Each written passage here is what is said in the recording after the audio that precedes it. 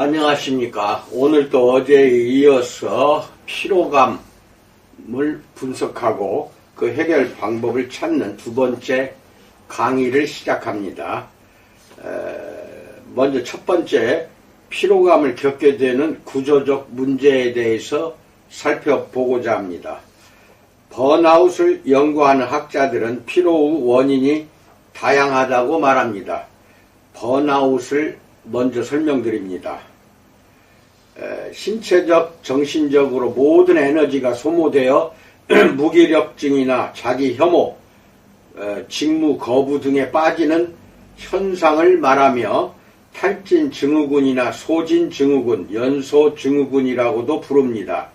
우수하거나 근면 성실한 사람일수록 일을 마다하지 않는 바람에 번아웃 증후군에 빠지기가 쉽습니다. 또한 서비스직 같은 감정 노동자들이나 윤리적 책임감이 높은 사회복지사 등이 정서적 소진으로 인해 번아웃 증후군에 빠지기 쉬운 직종에 속한다고 봅니다. 왜 연료 부족을 알리는 경고등이 켜졌는데도 계속 달리는가요? 자신의 육체적, 정신적 여분의 소진 현상이 점차 파괴되어 가면서 열의와 참여의식이 상실되는 것, 혹은 감정적 스트레스로 인한 육체적, 정신적, 감정적 힘의 상실이 원인이라고 말합니다. 그리고 이것은 개인의 문제인 경우도 있지만 구조적인 문제인 경우도 종종 있습니다. 자신의 능력을 발휘하여 주위 세상의 변화와 발전에 한몫을 하고 싶은데 주위에서 허락하지 않을 때 많은 사람들은 피로감을 호소하게 됩니다. 자신이 하고자 하는 일에 가족들조차 전혀 호응해 주지 않습니다. 또 공동체에서도, 회사에서도, 사회적으로도 자신의 의견이 받아들여지지를 않습니다. 보이지 않는 힘에 가로막혀 무기력해지고 마는 것입니다. 스스로 아무것도 할 수 없고 굴복할 수밖에 없는 현실에 부딪히면 결국 피로해지고 맙니다. 그러면 더 이상 싸울 생각이 없어집니다. 모든 것이 의미를 상실합니다. 예를 들어 이번 기획을 위해 모든 일을 다 쏟아부으며 헌신했는데 이에 대해 한마디 할 기회조차 얻지 못하면 온몸의 힘이 빠집니다. 자신의 의견이 받아들여지지 않고 오로지 상사의 자의적 결정에 따라야 하는 상황에 부딪히게 되는 것입니다. 그러면 피곤하고 지치지 않을 수가 없습니다. 많은 회사에서 이런 일이 일어나고 있습니다. 직원들은 일 처리를 하면서 자신의 의견을 말할 수 없다는 것을 피부로 느낍니다. 의견은 궁금하지 않으니까 주어진 일만 처리하기 바란다는 분위기입니다. 하지만 전체적인 그림이 무엇인지, 일의 목표가 무엇인지 분명하지 않기 때문에 일을 하면서도 피로를 느끼게 됩니다. 이윤 추구와 관계가 없는 비영리 봉사단체를 운영하는 이들도 이런 비슷한 일을 겪습니다. 자신들도 납득하기 어려운 지시사항을 직원들에게 전달하면서 적잖게 고충을 겪는 것입니다. 그들은 나름 상부의 지시에 얽매이지 않고 독자적으로 자신의 양심에 따라 조치를 취하고자 했습니다. 그러나 그것은 점점 더 갈등을 빚게 됩니다. 그들은 자신들의 행동이 정당하다는 사실을 입증하려고 애썼고 그러면서 점차 지쳐갔습니다. 뜻을 굽히지 않고 자신들의 입장을 고수하려고 했지만 자신의 신념과 소신을 항상 올곧게 지킬 수 있는 힘이 부족했습니다. 피로의 구조적 원인 가운데 다른 한 가지는 자신이 하는 행위가 무의미하다고 느끼게 되는 경우입니다. 무슨 목적으로 이 일을 하는지, 이 일이 누구에게 이득이 되는지 모르고 일을 하는 경우 발생하는 문제입니다. 직장에서 생산하는 제품에 관해서도 이런 생각이 들 수도 있겠지만 특히 구체적인 행위에서 이런 문제가 발생하기 더 쉽습니다. 직장 상사가 허세를 부리면서 메시지를 수없이 보내는 경우 거기에 일일이 답장을 하다 보면 내가 왜 이 의미 없는 짓을 하고 있는 거지? 하고 자괴감이 들 때가 많습니다. 이렇게 무의미한 일을 하다 보면 삶의 의욕이 사라집니다. 일의 의미를 찾을 수 없기에 오랫동안 일하면서 점차 피로해집니다. 일과 삶에 최선을 다하고 자신을 돌볼 줄 알려면 그 안에서 의미를 찾을 수 있어야 합니다. 가족끼리 운영하는 작은 회사의 경우 이런 일은 적습니다. 서로 양보하고 소통합니다. 그러나 요즘처럼 회사가 거대해지는 상황에서는 기업 문화가 잘 유지되지 못합니다. 직원들과 일일이 소통할 수 없기 때문입니다. 게다가 작은 회사가 규모가 더 큰 회사에 매각되는 경우 하루아침에 회사 분위기가 바뀌기도 합니다. 이때 인수합병된 곳의 직원들은 암암리에 차별 대우를 받는다고 느끼게 됩니다. 거대한 회사의 경우 모든 사항을 전부 기록해서 보고서를 작성하게 됩니다. 직원들에게 새로운 길을 모색하도록 업무를 맡기지 않습니다. 오로지 모든 대화와 행동을 기록으로 남기라고 합니다. 이런 무의미한 지시사항을 받다 보면 일하고 싶은 의욕이 사라집니다. 그러다가 언젠가는 피로해지고 지치게 됩니다. 이런 피로감은 회사 경영진에게 방귀를 들지 못하는 체념과 무기력함의 표현입니다. 방귀를 들면 더 이상 직장 생활을 못하게 될 것이라는 공포가 한편에 자리 잡고 있습니다. 오늘날 많은 회사에서 벌어지는 이런 압박은 회사 운영에 아무런 영향력을 행사할 수 없는 직원들에게 피로감의 원인이 됩니다. 이런 식으로는 회사는 혁신에서 멀어지며 활기를 잃게 됩니다. 미국의 이야기입니다. 언젠가 학교 수업에 필요한 교재를 구입하는 절차가 너무나 까다롭다고 하소연하는 물리 선생님을 만난 적이 있습니다. 학교가 군에 속해 있어서 물리 선생님은 군청에 교재 구입 신청서를 제출했습니다. 보통 교재 구입 비용이 결제되기까지 1년 이상 걸린다고 합니다. 해당 군청 공무원들은 학교에서 필요한 교재를 본인들이 더 잘 알고 있다고 착각합니다. 또는 윗사람에게 잘 보이려고 신청서 내용을 매번 변경하는 것입니다. 정말 무의미해 보이는 이런 관료사회의 장벽 때문에 선생님들이 좌절감을 겪고 있습니다. 많은 기업과 관청에서도 이런 무의미한 관료주의 때문에 너무나 많은 에너지를 소모합니다. 어떤 사람들은 자신의 영향력을 행사하려고 일의 흐름을 끊기도 합니다.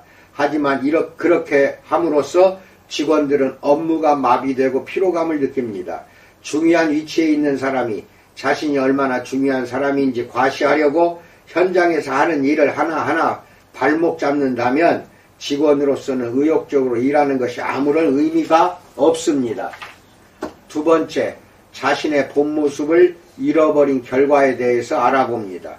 한편 피로는 자기 내면에 있는 샘에서 멀어질 때에도 나타납니다. 샘으로 가는 길을 잃어버리고 오로지 세상살이에만 몰두하다 보면 내면의 샘물을 잊어버리고 맙니다. 그리고 그 샘물을 마시지 못하니 지치고 자연스럽게 피로해집니다. 많은 사람들이 계획하는 모든 일을 자신의 뜻대로 이룰 수 있다고 생각합니다. 하지만 어느 순간 만사가 자신의 뜻대로 이루어질 수 없다는 사실을 깨닫습니다. 사람에게는 내면의 샘물이 필요합니다. 이 샘물을 마셔야 목마르지 않고 지치지 않습니다. 내가 마시는 샘물은 성령의 샘물입니다. 이 샘물을 마시면 삶이 강물처럼 흘러갑니다. 쉽게 지치지도 않습니다. 이 샘물은 하나님께서 주신 것이어서 절대 마르지 않습니다. 일을 많이 하면 나도 피로를 느낍니다. 이것은 내 자신과 하나 되는 느낌을 주기 때문에 좋은 피로입니다. 하지만 명예욕이라는 샘물, 잘못된 생활습관이라는 샘물, 인정받고 싶은 욕구라는 샘물 등과 같은 탁한 샘물을 마시면 정말 지치고 피곤해집니다. 앞에서 말했듯이 많은 사람들이 자신이 하는 일마다 스스로 점수를 매깁니다. 아직까지 줄곧 학교를 다니는 학생처럼 행동합니다. 자신의 행동을 평가하고 점수를 매기는 사람은 주위의 선생님이 아니라 바로 자기 내면에 있는 선생님입니다. 이런 사람들은 자신이 늘 부족하다고 느낍니다. 일에 매진하기는커녕 생각과 행동을 스스로 평가하고 점수를 매기는 데에 너무나 많은 에너지를 소모합니다. 우리에게는 마음속에서 샘솟는 성령의 샘물이 필요합니다. 또한 건강한 뿌리도 필요합니다. 뿌리가 잘려나가면 나무는 시들어버립니다. 그런데 우리도 종종 뿌리가 잘려나갑니다. 부모님, 조부모님, 증조부모님께서 우리에게 물려주신 뿌리가 잘려나간 채 살아갑니다. 자신의 뿌리와 단절된 상태로 살아가면서 하루하루 지친 일상생활을 극복하는 방법에만 집착합니다. 그렇게 자신의 뿌리를 생각하며 살아가는 것이 중요합니다. 나의 조상님들은 어떤 마음으로 삶을 살았을까? 어려운 상황이 닥칠 때마다 어떤 말씀을 하셨을까? 하고 자문해 볼 때 우리는 이런 뿌리를 알게 됩니다. 나치 정권 시절부터 제2차 세계대전이 끝난 직후까지 독일 민스터 슈바르차흐 수도원을 이끄셨던 부르카르트 우츠 수도원장님은 어려움에 직면할 때마다 이렇게 말씀하셨습니다. 올 테면 와봐, 다 해치워버릴 테니 라고 외치는 것입니다. 그분은 앓는 소리를 하거나 한탄하는 말을 한 번도 하지 않았으며 일을 과감하게 풀어나가려고 애쓰셨습니다. 어떤 젊은이가 내게 전해준 말입니다. 그는 어렸을 때부터 농사를 지으시던 아버지께서 어려운 일을 겪을 때마다 하나님의 이름으로 라고 말씀하시는 것을 듣고 자랐다고 합니다. 조상들의 이러한 지혜와 삶의 자세를 배운다면 우리의 생명나무는 뿌리에서부터 힘을 얻어 지금 겪는 영적인 가뭄 시기를 견딜 수 있을 것입니다. 피로의 또 다른 이유는 하나님께서 만들어주신 나의 모습을 도외시하기 때문입니다. 말하자면 하나님의 모습이 내 안에서 나타나는 그런 멋진 삶을 살아야 하는데 현실은 전혀 그렇지 않은 것입니다. 어렸을 때 우리는 종종 일생의 꿈을 지니고 있었습니다. 그래서 특정 직업에 대해 열광했습니다. 게임이 미치기도 하고 무언가를 뚝딱거리며 만들고 고치기도 했지만 전혀 피곤하지 않았습니다. 한 여성은 어린 시절 다락방을 꾸미면서 신나게 놀았습니다. 무언가를 꾸미고 가꾸는 일이 이분에게는 일생의 꿈이 되었고 지역 공무원이 되면서 그 꿈을 구체적으로 실현할 수 있었습니다. 그는 남이 시키는 일을 하는 것으로 만족하지 않았습니다. 창조적인 일에 열정을 느꼈습니다. 그래서 지역 공동체에 주민들이 편안하게 쉴 수 있는 공간을 마련했고 공동체 전체가 잘 어우러지도록 배려했습니다. 주민 개개인에 대한 봉사도 마찬가지였습니다. 주민들이 대화를 통해 제안하는 것을 들어주고 싶어서 사람들이 심신을 회복할 수 있는 공간, 집처럼 편히 머물 수 있는 공간을 마련했습니다. 많은 사람들이 살아가면서 자신이 꾸었던 평생의 꿈을 잊어버립니다. 어린 시절에는 부모의 기대를 충족시켜야 합니다. 또는 다른 사람이 강요하는 인생의 진로를 그냥 받아들여야 합니다. 하나님의 모습을 닮은 자신의 본 모습을 까마득히 잊은 채 살다 보니 너무나 힘들고 고달픕니다. 우리에게는 주위에서 요구하는 대로 낯선 자신의 모습을 만들어낼 힘이 없습니다. 한동안은 그럭저럭 잘 될 겁니다. 하지만 그렇게 살다 보면 어느 순간 피로해집니다. 이럴 때 느끼는 피로는 내가 어떤 모습을 갖추며 살아야 하지? 라고 진지하게 성찰하라는 신호입니다. 지금 나의 모습이 하나님께서 지어내신 고유한 나의 모습인가? 아니면 다른 사람들이 나에게 더 쉬운 모습인가? 라는 생각을 하라는 것입니다. 그렇다면 피로를 느낀다는 것은 나의 존재에 어울리는 진정한 본래의 모습을 되찾을 수 있는 기회가 왔다는 뜻입니다. 나에게 어울리는 모습은 어린 시절 나의 모습을 찬찬히 돌이켜보면 찾을 수 있습니다. 그때 그 시절 너무 좋아서 열광하고 시간 가는 줄 모르고 놀면서 흠뻑 빠졌던 일은 무엇이었나요? 어린 시절 내가 좋아했던 것이 바로 진정한 내 존재에 어울리는 것입니다. 뇌과학자들은 어린 시절 어떤 일에 열광하면 뇌의 새로운 시냅스라는 것은 신경세포, 신경돌기의 말단이 다른 신경세포에 접합하는 부위가 형성된다고 설명합니다. 말하자면 나의 에너지와 창의성을 촉진하는 새로운 하이브리드, 즉 결합이 생기는 것입니다. 어른들도 어떤 일을 더 활력 있게 하려면 자신이 하는 일에 열광할 수 있어야 합니다. 어떤 것에 몰입할 수 있고 모든 일에 호기심을 느끼는 어린이는 쉽게 지치지 않습니다.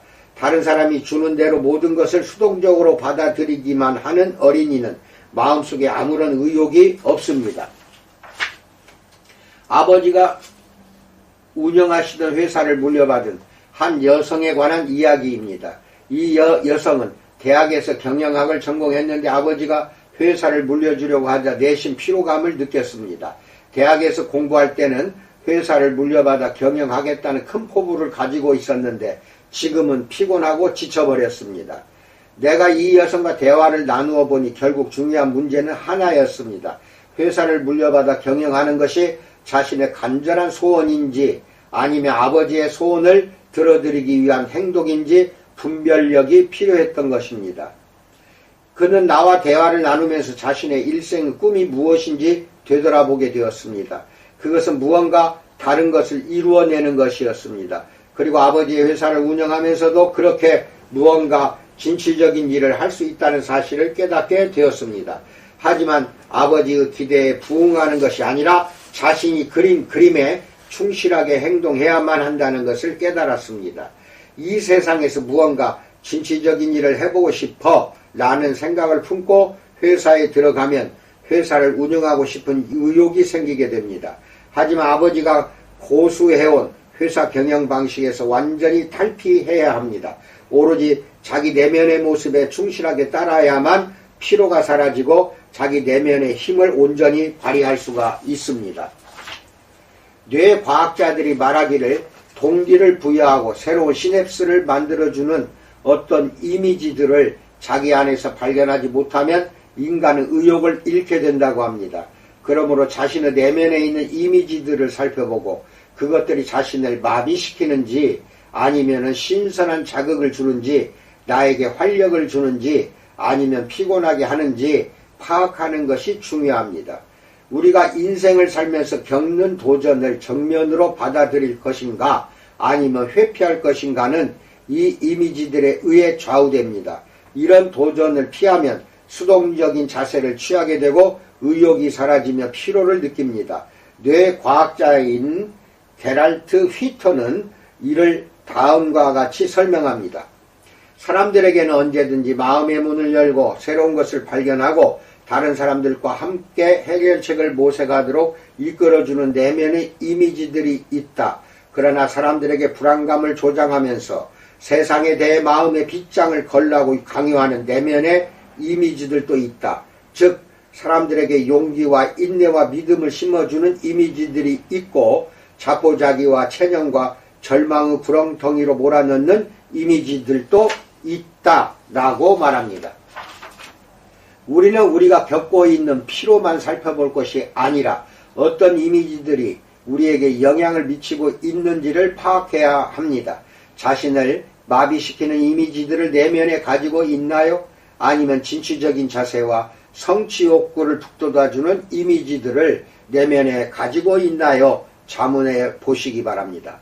뇌 연구에 의하면 우리가 피곤하고 지치는지 아니면 적극적인 활동 욕구와 힘을 가지고 있는지는 내면의 이미지에 의해 좌우됩니다. 우리 내면에는 여러 가지 이미지들이 무의식적으로 각인될 때가 참으로 많습니다. 그리고 그러한 이미지의 영향을 많이 받게 됩니다. 때로는 이 이미지들이 우리에게 용기를 북돋아 주지만 때로는 신뢰를 무너뜨리고 세상을 변화시키려는 의욕을 빼앗아갑니다. 그러므로 내면에서 좋은 이미지를 떠올리고 나쁜 이미지들을 떨쳐버리는 것이 중요합니다. 철학자 플라톤은 좋은 이미지들을 마음속에 그리는 작업이 교육이라고 말합니다. 그리고 이런 교육을 통해서 우리는 궁극적으로 하나님의 모습을 마음속에 그리는 것, 하나님께서 우리에게 그려주신 고유한 이미지를 그리는 것이 중요합니다. 이상입니다. 오늘 이 영상도 우리 코스 거래처와 함께 신학생들, 목회자들에게 동시에 유튜브에 올려서 알게 해 드리겠습니다. 문제는 신학생이나 목회자는 상관없지만 그렇지 않은 일반 무신론자 내지는 우리 거래처에서 종교가 없는 분들에게는 다소 하나님 이야기가 나오다 보니 여러분들에게 거부감이 있을 수가 있습니다. 하지만 이것을 좀 멀리 밀쳐내고 오늘 말한 이 영상의 내용이 중요합니다. 그 내용만 여러분 것으로 취사 선택하시면 되겠습니다. 코로나19가 차츰 이제 내년 봄철 안에 백신이 제대로만 우리에게 효과가 나타난다면 앞으로는 걱정은 하지 않아도 될 것 같습니다. 중요한 것은 내년 봄까지 코로나19로부터 여러분들이 걸리지 않도록 스스로가 노력하는 수밖에 없습니다. 남들이 어디 뭐 강원도 동해안으로 갈 때 우리는 그 뭐 같이 따라갈 이유는 없지 않습니까? 많은 사람들이 모이는 데는 반드시 코로나도 같이 따라갑니다. 4명, 2명만 있어도 코로나는 번지게 되어 있습니다. 이것을 여러분들은 명심하시고 스스로 건강을 잘 지키시기를 축원드립니다. 감사합니다.